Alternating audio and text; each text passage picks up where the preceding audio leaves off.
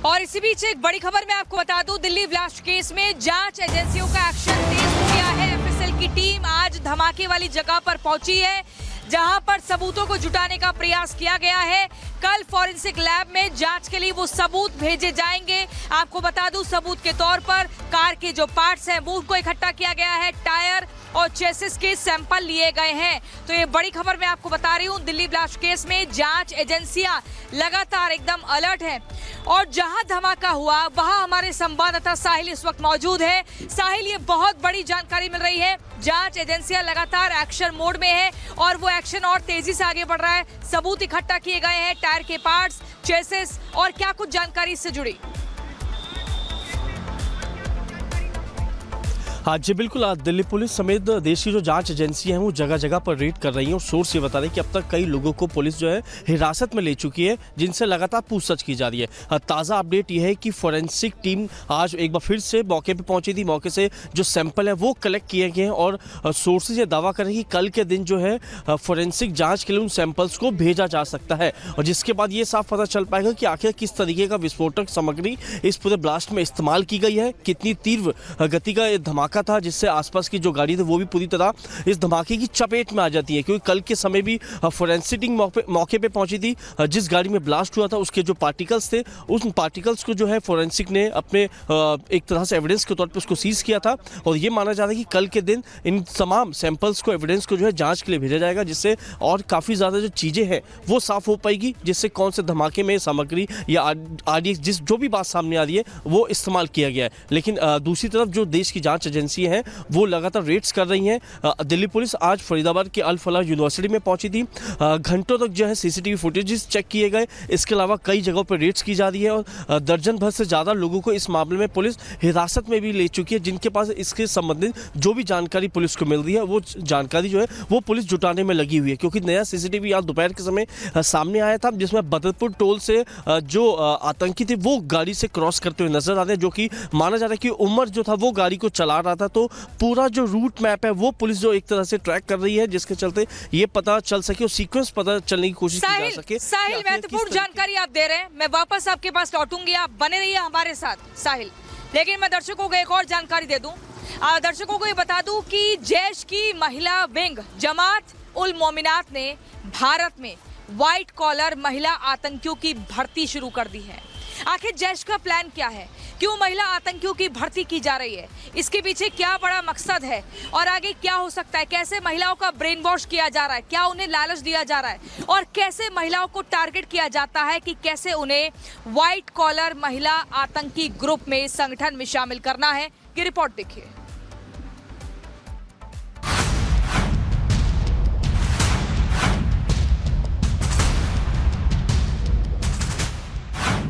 पाकिस्तान में बैठे आतंकिया का अपनी आतंकी फैक्ट्री में सिर्फ व्हाइट कॉलर पुरुषों की ही भर्ती नहीं कर रहे हैं, बल्कि व्हाइट कॉलर पेशे में शामिल महिलाओं को भी आतंकी बना रहे हैं। सुरक्षा एजेंसियों ने व्हाइट कॉलर आतंकी मॉड्यूल से जुड़ी डॉक्टर शाहीन शाहिदा की भी गिरफ्तारी की है, जो यूपी के लखनऊ की रहने वाली है और फरीदाबाद की अल फलाह यूनिवर्सिटी में चिकित्सक के तौर पर तैनात थी। डॉक्टर शाहीन डॉक्टर मुजम्मिल की गर्लफ्रेंड बताई जा रही है। डॉक्टर मुजम्मिल जिस कार में AK-47 लेकर घूमता था, वो कार भी डॉक्टर शाहीन के नाम से रजिस्टर्ड थी। सुरक्षा एजेंसियों ने श्रीनगर में पूछताछ के बाद डॉक्टर शाहीन शाहिदा की गिरफ्तारी की है। व्हाइट कॉलर आतंकी मॉड्यूल से जुड़ी डॉक्टर शाहीन शाहिदा को लेकर चौंकाने वाला खुलासा हुआ है। डॉक्टर शाहीन सिर्फ मुजम्मिल से जुड़ी नहीं थी, बल्कि वो सीधे जैश-ए मोहम्मद की महिला विंग जमातुल मोमिनात की भारतीय कमांडर है। ये वही आतंकी संगठन है जिसे आतंकी मसूद अजहर की बहन सादिया अजहर चलाती है। डॉक्टर शाहीन का काम भारत में व्हाइट कॉलर प्रोफेशंस और छात्रों की भर्ती करना था। डॉक्टर शाहीन का फोकस विशेष तौर पर व्हाइट कॉलर महिलाओं पर था, जिससे भारत के भीतर महिला आतंकियों की फौज खड़ी की जा सके। अब सुरक्षा एजेंसियां ये पता लगाने की कोशिश कर रही हैं कि डॉक्टर शाहीन के संपर्क में कौन कौन था और उसने किसी की भर्ती की थी क्या। अब सुरक्षा एजेंसियां ये पता लगाने की कोशिश कर रही हैं कि डॉक्टर शाहीन के संपर्क में कौन कौन था और उसने किसी की भर्ती की थी। लखनऊ शाहीन के आवास पर एटीएस की टीम और जम्मू कश्मीर की पुलिस पहुंची है। इस वक्त हम आपको तस्वीरें दिखा रहे हैं शाहीन के घर की, जहां देखिए जो एटीएस की टीम है वो भी पहुंची है, जम्मू कश्मीर की जो पुलिस है वो भी साथ में मौजूद है और पिता से पूछताछ के लिए जो टीम्स हैं वो पहुंची हैं। पुलिस को भी यहाँ पर लगा दिया गया है, लोकल पुलिस को भी। देखिए एटीएस की जो टीम है वो यहाँ पहुँच चुकी है पिता से पूछताछ के लिए। सुबह जिस तरह से डॉक्टर परवेज के घर पर रेड की थी, जो कि शाहीन के भाई हैं, उनके यहाँ भी रेड की गई थी। उसके बाद ये पूछताछ के लिए जो टीम है वो यहाँ पर पहुंची है शाहीन के पिता से पूछताछ के लिए। व्हाइट कॉलर आतंकी नेटवर्क का कनेक्शन यूपी से जुड़ने पर एटीएस भी एक्टिव हो गई है। यूपी एटीएस की टीम ने लखनऊ स्थित डॉक्टर शाहीन शाहिदा के घर पर छापेमारी की। इस दौरान सुरक्षा एजेंसियां ये पता लगाने की कोशिश कर रही हैं कि डॉक्टर शाहीन की साजिश में कौन कौन लोग शामिल थे। डॉक्टर शाहिदा की गिरफ्तारी से उसके परिवार वाले भी सन्न हैं। परिवार के लोगों को समझ नहीं आ रहा है कि जिस बेटी को वो डॉक्टर बनाकर समाज की सेवा कराना चाहते थे, आखिर वो बेटी आतंकी कैसे बन गई। ये है डॉक्टर मेरी बेटी। डॉक्टर शाहीन है आपकी? हाँ मेरी अच्छा, बेटी है। क्या करती हैं? क्या करती हैं? क्या करती हैं? ये डॉक्टर शाहीन जो है हाँ। असिस्टेंट प्रोफेसर होगी। कहाँ पे? मेडिकल कॉलेज हरियाणा में या दिल्ली में है इस अच्छा, वक्त हरियाणा में। प्रेजेंट। कब से आपके पास कब से नहीं आई? आप अल्फला यूनिवर्सिटी कब से नहीं आई? ये मेरा ख्याल 2-2.5 साल हो गए। 2-2.5 साल नहीं आई। आपको पता है ये क्या लखनऊ करती है? एक आदमी सवाल कर लखनऊ और कानपुर में भी ये रह क्या करती हैं? है? लखनऊ और कानपुर में भी रह चुकी हैं पहले ये? नहीं, लखनऊ में कानपुर में वो जो मेडिकल कॉलेज कानपुर का है उसमें रह चुकी हैं। कभी कुछ नहीं पता। कल गिरफ्तार हमें कुछ नहीं पता है। अच्छा कोई बात नहीं, ये बताइए हमको नॉलेज नहीं। आखिरी बार बात आखिरी बात हमारी मेरा कभी 1.25 साल हो गई होगी। फरीदाबाद किससे क्या रिलेशन है, हाँ। किससे दोस्ती है, ये हमें कुछ नहीं पता। व्हाइट कॉलर आतंकी डॉक्टर शाहीन जिस देश की महिला विंग जमातुल मोमिनात की भारतीय कमांडर है, उस संगठन को भारत में ही तबाही मचाने के लिए तैयार किया गया है। आतंकी मसूद की बहन सादिया ने अपने पति की मौत का बदला लेने के लिए इस संगठन को खड़ा किया है। दरअसल ऑपरेशन सिंदूर के दौरान भारत ने जैश के हेडक्वार्टर को उड़ा दिया था। इस दौरान सादिया के पति यूसुफ अजहर समेत कई लोगों की मौत हुई थी। इसके बाद सादिया ने अपने पति की मौत का बदला लेने के लिए महिला आतंकियों की भर्ती की है। डॉक्टर शाहीन मसूद की बहन सादिया की इसी साजिश को लीड कर रही है। जमातुल मोमिनात की भारतीय कमांडर डॉक्टर शाहीन की गिरफ्तारी से साफ हो गया है कि जैश की महिला विंग ने भारत में कदम रख दिया है। जमातुल मोमिनात ने भारत में न सिर्फ भर्ती की है बल्कि व्हाइट कॉलर महिला को भारत का कमांडर बना दिया है। ऐसे में सवाल ये कि क्या सुरक्षा एजेंसियां जमातुल मोमिनात को भारत में घुसने से रोकने में नाकाम रही? आखिर डॉक्टर शाहीन ने भारत में महिला आतंकियों की कितनी भर्ती की है? क्या सुरक्षा एजेंसियों को इसकी जानकारी है? जांच एजेंसियां आखिर कैसे भारत में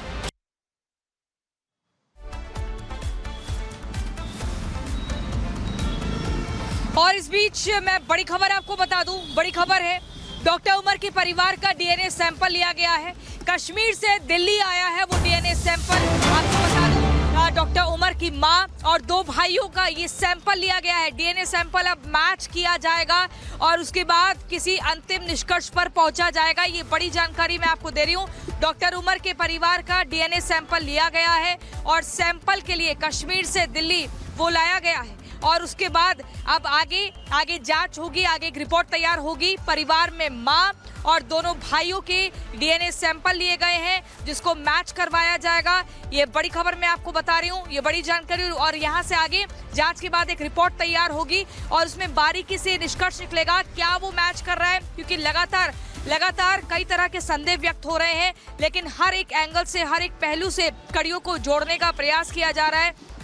और ये बताया जा रहा है कि डॉक्टर उमर जो है लंबे समय से प्रैक्टिस में थे, लंबे समय से वो प्रैक्टिस में था, बल्कि मैं ये कहूँगी। और ये आत्मघाती हमला किया गया है। 3 घंटे तक वो गाड़ी में था। आखिर क्या वजह थी? और जगह जगह उसने रूट बदले थे। और उसके बाद जब ये ब्लास्ट होता है तो डॉक्टर उमर के शरीर के भी ऊपर खच्चे उड़ जाते हैं। लेकिन मैं आपको बता दूं एक और जानकारी दर्शकों, व्हाइट कॉलर आतंकी मॉड्यूल आखिर ये क्या है? हम भारत में आज इसका जिक्र कर रहे हैं, लेकिन दुनिया भर में ये बहुत पुराना है। और ये भी समझना होगा कि व्हाइट कॉलर आतंकी पहला कौन सा था, कैसे फिर ये भारत में एंट्री हुई, कैसे लगातार अभी चर्चा का विषय बन गया है, कितना खतरनाक है व्हाइट कॉलर आतंकी मॉड्यूल। इसकी पूरी एकदम इतिहास के पन्नों को पलटते हुए एक रिपोर्ट हमने तैयार की है और आपको दिखाते हैं कि कौन कौन ये है और पहला व्हाइट कॉलर आतंकी कौन था।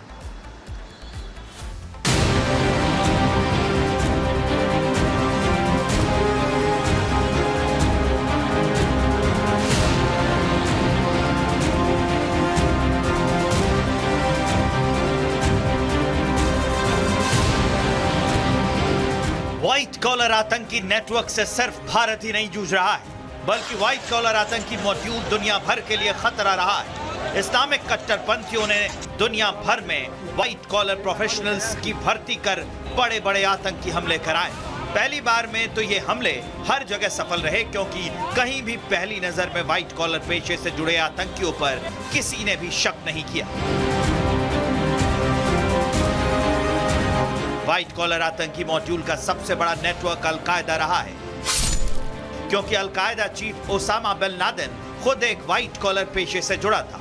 आतंकी बनने से पहले लादेन इंजीनियरिंग का छात्र था। इसके बाद उसने अमेरिका से बदला लेने के लिए अलकायदा संगठन खड़ा किया। लादेन ने जब अमेरिका में 9/11 अटैक को अंजाम दिया तो इससे पूरी दुनिया हिल गई। इसके बाद अलकायदा ने अलग अलग डॉक्टर, इंजीनियर सहित अलग अलग प्रोफेशनल्स से जुड़े कई व्हाइट कॉलर आतंकियों की भर्ती की। इन आतंकियों ने अमेरिका जैसे देश को लंबे समय तक चोट पहुंचाई। हालांकि अमेरिका ने लादेन को तो मार दिया, लेकिन अलकायदा को पूरी तरीके से खत्म नहीं कर पाया। 2005 में लंदन के सीरियल ब्लास्ट में भी व्हाइट कॉलर आतंकियों का हाथ मिला। आतंक के आकाओं ने लंदन के ही इंजीनियरिंग के छात्रों को ट्रेनिंग देकर लंदन में सीरियल ब्लास्ट कराए। मुंबई हमले का मास्टरमाइंड डेविड कोलमैन हेडली भी व्हाइट कॉलर आतंकी था, जिसकी वजह से उसने मुंबई के हमलों वाली जगह की आसानी से रेकी की और भारतीय एजेंसियों को शक भी नहीं हुआ। व्हाइट कॉलर आतंकियों की लिस्ट यही नहीं खत्म होती, बल्कि जम्मू कश्मीर में मारा गया बुरहान बानी और जाकिर मूसा भी इंजीनियरिंग के ही छात्र थे। इसके अलावा इजराइल में हमास के अटैक का मास्टरमाइंड डॉक्टर दायफ भी प्रतिष्ठित पेशे से जुड़ा हुआ था, जिसके इशारे पर इजराइल में कत्लेआम मचा। जैश ए मोहम्मद ने कम पढ़े लिखे आतंकियों को बार बार सुरक्षा एजेंसियों की जाल में फंसते देखा, जिसकी वजह से उसने अपनी रणनीति बदल दी। जैश का सरगना मसूद अजहर और उसकी बहन सादिया अजहर दोनों ऑपरेशन सिंदूर में अपने परिवार वालों को खोकर बौखलाए हुए हैं। इसलिए उन्होंने भारत से बदला लेने के लिए कम पढ़े लिखे आतंकी यानी लंगड़े घोड़े की जगह व्हाइट कॉलर आतंकियों पर दांव लगाया है, जिससे इनके पकड़े जाने का खतरा कम। जैश सरगना मसूद और उसकी बहन सादिया हर हाल में भारत को लहूलुहान कर अपना बदला पूरा करना चाहते हैं। सुरक्षा एजेंसियों को भी जैश की इस साजिश का अंदेशा है।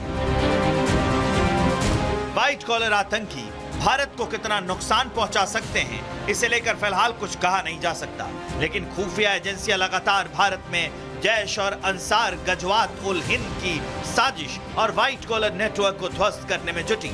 ऐसे में अब देखना यह है कि आतंकी संगठन खुफिया एजेंसियों से बचने के लिए कौन सा नया पैंतरा आजमाते हैं। देखना यह भी है कि सुरक्षा एजेंसियां व्हाइट कॉलर पेशे से जुड़े लोगों को रेडिकलाइज होने से बचाने के लिए क्या कुछ कदम उठाती हैं।